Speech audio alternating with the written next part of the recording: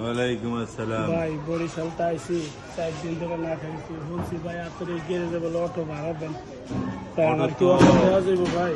ভাই ভাড়া দেই না, অটো চার্জে রাখি ভাই। যদি চার্জ লাগান তাহলে 150 টাকা করে হ্যাঁ ফুল বিল চার্জ পাইবেন।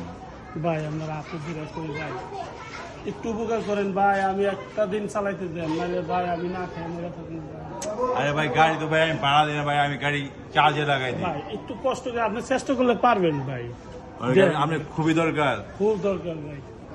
খুব লাগবো ভাই এখন কহনা চার্জ ধরে খান, আপনার তো খানা দরকার আগে।